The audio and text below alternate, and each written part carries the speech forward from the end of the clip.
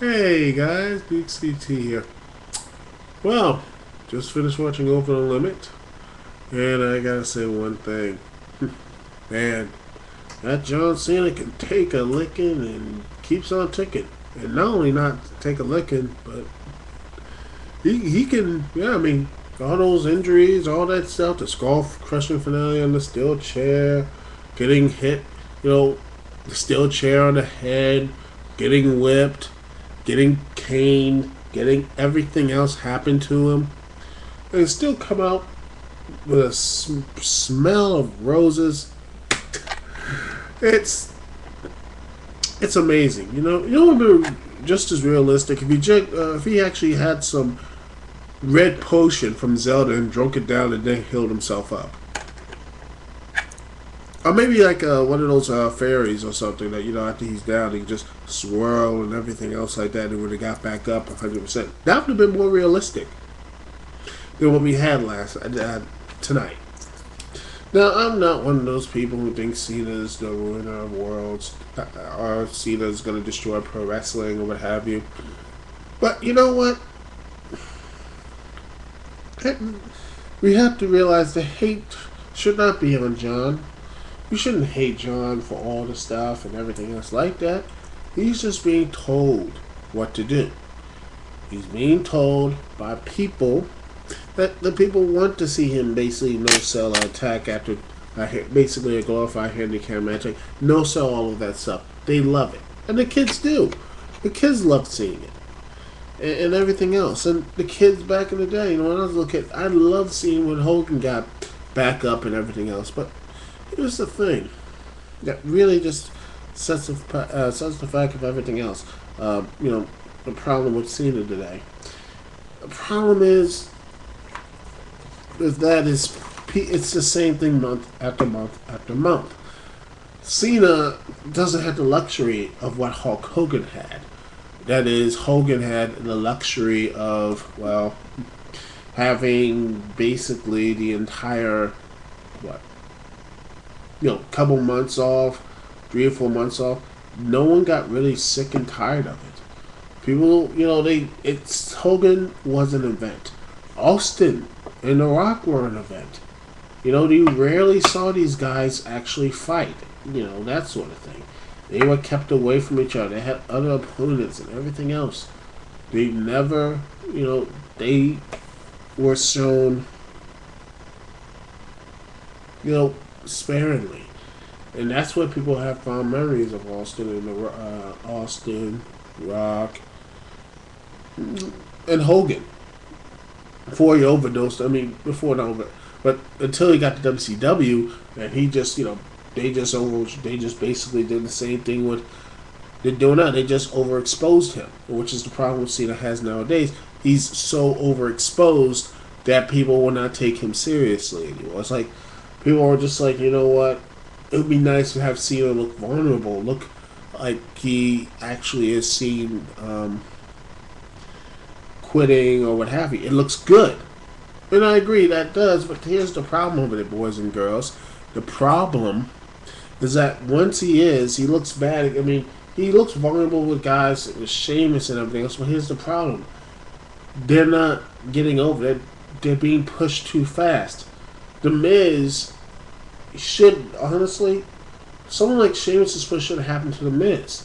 Someone that actually could get over John Cena, actually smart enough to get it, instead of, someone like, like with Sheamus, who just pushed so fast, and, well, he's now, where is he again? Oh, yeah, he hasn't been, the last pay-per-view we saw of him, he was kicked out of WrestleMania. How's that? Former recent two-time WWE champion, current United States champion, and was kicked off of WrestleMania. And basically was in a 7-minute table match for the U.S. Championship and was nowhere. And I thought SmackDown would be something positive for him.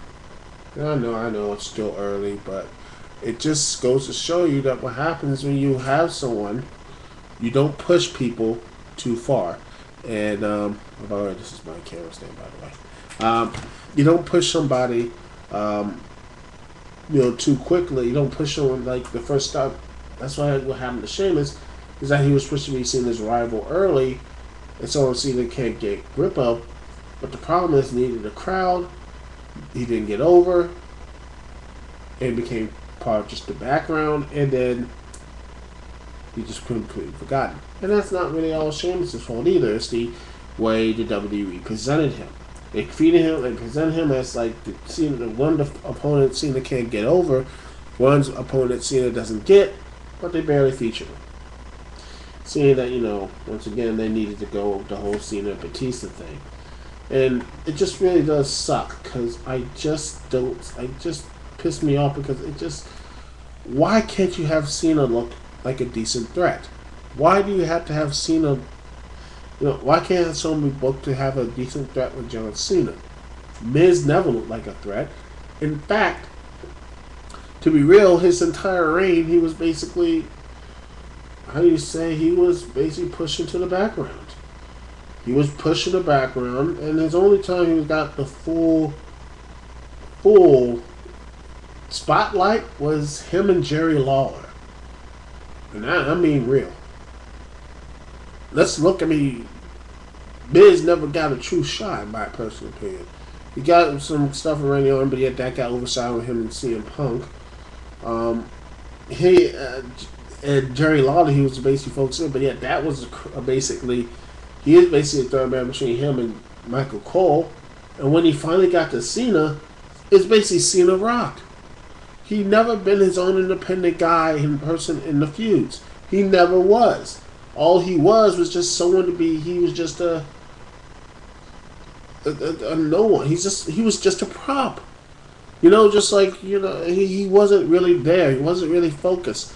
They said that he's the most must-see WWE champion, but the way the WWE acting with him, he wasn't really that important. Unless your name is John Cena or anything else, you're not going to be just as important. And with Miz tonight, it's just another thing. Over top of that, not only being, crafty and everything else, John Cena once again rises from the ashes and all that other stuff. And I have to say, I'm not that, I'm not mad at John. I'm not mad at everything else. It's just that it's just getting too predictable. And it felt, and the thing is, the ending.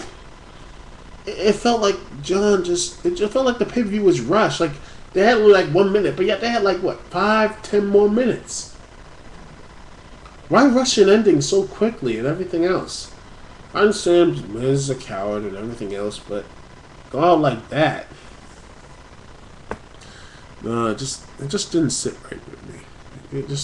I just felt like I should have given him a little bit more time. But that's my personal opinion.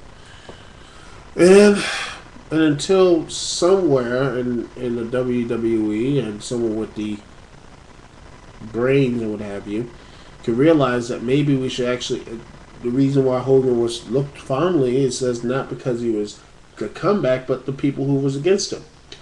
I actually watched it was Ozzy Kane, one of the people from Reviewers Unknown, had a live stream recently about Macho Man's matches and everything else.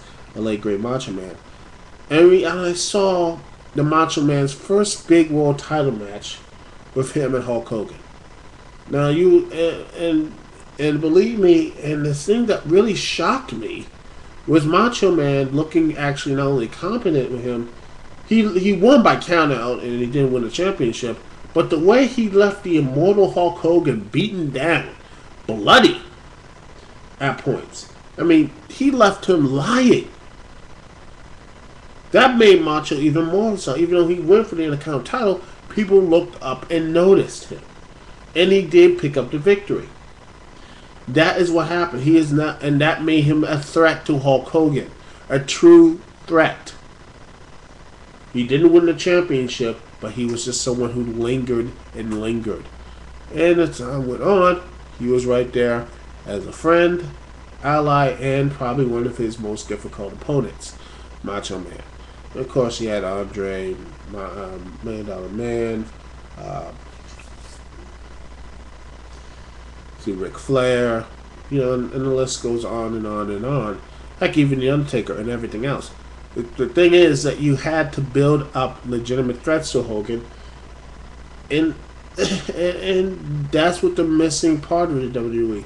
There's no one who's really having a major in the WWE right now. Can anyone tell me that can anybody, and I mean anybody, can tell me who's a legitimate threat to John Cena? Anyone? And it's funny, real funny, is that Macho Man in that match between him and Hulk Hogan, he won by countout, but yet looked at everything else, but he looked more of a threat than any of the guys facing here, including Sheamus.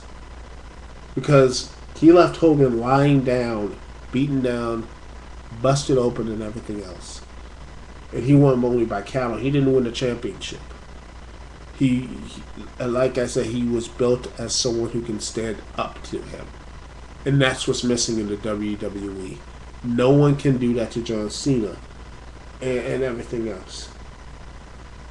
You know, look like a threat and actually can build on that stuff. Sure, some people will say Orton. But let's be honest, Orton and him, they have some good matches, but people are burnt out. Really burnt out on them. Anyway, that's all I gotta say. Oh, by the way, one more thing. My review of Sacrifice will be up hopefully by Wednesday. And one more thing. Return to Over the Limit. The Orton and Christian match. That was great. For a company like WWE that doesn't really focus on wrestling or even hates wrestling, they can bring it now and then. You gotta admit, they can bring it. Anyway, that's all I gotta say here, folks. Duke CT here. Peace and love. I will see y'all hopefully Wednesday when I have Sacrifice and everything else. I just finished the Ink Mexican American match. I got that reviewed and everything else done. I'm gonna finish everything up on Monday and hopefully get the videos and everything up on Tuesday. Anyway, that's all I have to say. Peace.